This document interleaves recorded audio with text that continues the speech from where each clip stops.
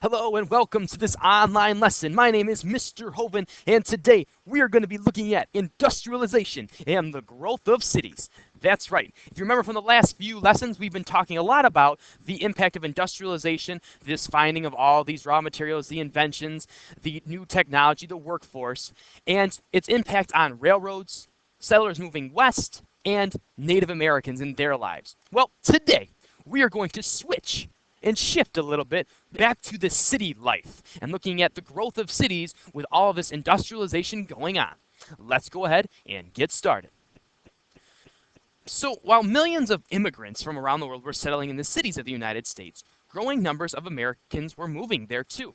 So, the big influx came from Western farmers, people that lived on farms and were moving back east to cities, and from immigrants who were searching for a better life, so they came to the United States.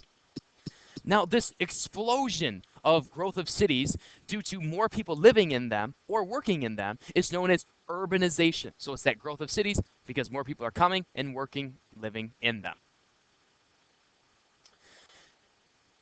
Now, why did people move to cities?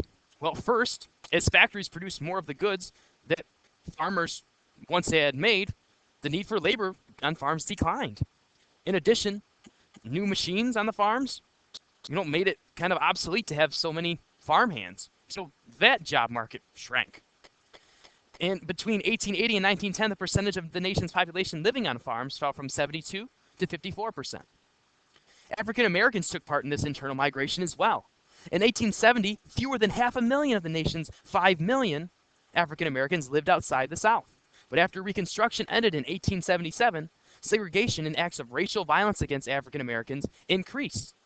So they started moving to the cities looking for work and safety. And as always, you have immigrants in search of a better way of life in the New World by the thousands. So millions of immigrants, African Americans, and once farmers were all moving to these cities looking for a chance at a job, a better life for them and their families. Now, one thing that really helped cities grow was the advent of transportation. So cities are growing, but transportation really helps. So before the Civil War, cities were small, and they rarely extended more than 3 to 4 miles across. Most people lived near their workplace and walked wherever they had to go. The introduction of public horse-drawn carriages that traveled on rails began to change that pattern. These were introduced in 1832 to New York City, and they allowed people who could afford the fares to move outside the cities. And those people made their homes in the suburbs or residential communities surrounding the cities. Later in the 1800s, motorized methods of transportation made commuting much, much easier and speeded suburban growth. The first elevated trains built in 1868 in New York allowed commuters to bypass the congested streets. Cable cars introduced in San Francisco in 1873 allowed quick access to the city's steep hills. Electronic trolleys, first used in Richmond, Virginia in 1888, replaced horse-drawn cars and reached even further into the suburbs. Subway trains first appeared in Boston in 1897. And finally, the automobile, invented in 1893 and mass-produced beginning in the 1910s, guaranteed that the expansion of suburbs would continue. So you've got this huge growth of transportation, which allows people to live outside of the city, come into work, and then leave. So cities are starting to expand. Cities grew upward as well as outward. Before the Civil War, buildings stood no more than 5 stories high. Yet as urban space became scarce, buildings were made taller and taller. To build these mammoth structures, engineers relied on the strength of the Bessemer steel girders. To reach the upper floors, people relied on speed and efficiency of elevators. And as cities expanded, specialized areas emerged within them. Banks, financial offices, law firms, and government offices were all located in one area, while retail shops and department stores were located in another. Industrial, wholesale, and warehouse districts formed a ring around the center of the city. So again, skyscrapers, as urban space starts to be limited, you build them up, allows more people to live around, and expanding the companies and the businesses around the city. And you've got these specialized areas for certain types of business. So again, skyscrapers reaching new heights, growth of cities continues to happen. Now, some urban workers moved into housing built especially for them by mill and factory owners. The rest found apartments wherever they could. Many middle-class residents who moved into the suburbs left empty buildings behind. Owners converted these buildings into multiple family units for workers and their families. Speculators also built many tenements, low-cost apartment buildings designed to house as many families as the owner could pack in. A group of dirty, rundown tenements could transform an area into a slum. So you've got tenements, slums, multifamily apartments. Before long, poverty, overcrowding, and neglect led to a decline in living conditions in the cities.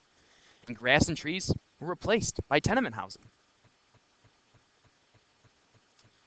Now, these conditions just continued to get worse. Hundreds of people were crammed into spaces only meant for a few families. Soot from boilers and furnaces made the air dark and foul. If you've ever seen some of the cities out west, the idea of smog, this is the kind of the first example of it. And open sewers attracted rats and other vermin. So what do you think could happen here? Hundreds of people crammed together. It's a polluted atmosphere, and there is disease, vermin, rats everywhere. I think some problems are about to be exposed. So one of the things that was a huge danger in cities, because everyone was packed so tight, was fire. Constant danger of huge fire. With these tenement buildings so closely packed together, even a small fire could quickly consume a neighborhood. Once a fire started, it leapt easily from roof to roof, and as a result, most large cities had many major fires during this period. The Great Chicago Fire was probably one of the most devastating. In 1871, this fire started and destroyed over 18,000 buildings, leaving about 250 people dead and over 100,000 people homeless. Damage estimates were around 200 million back then and about 2 billion today. So fires could really easily destroy huge chunks of cities and the city's economy. Now, one interesting fact is how this Great Chicago Fire started.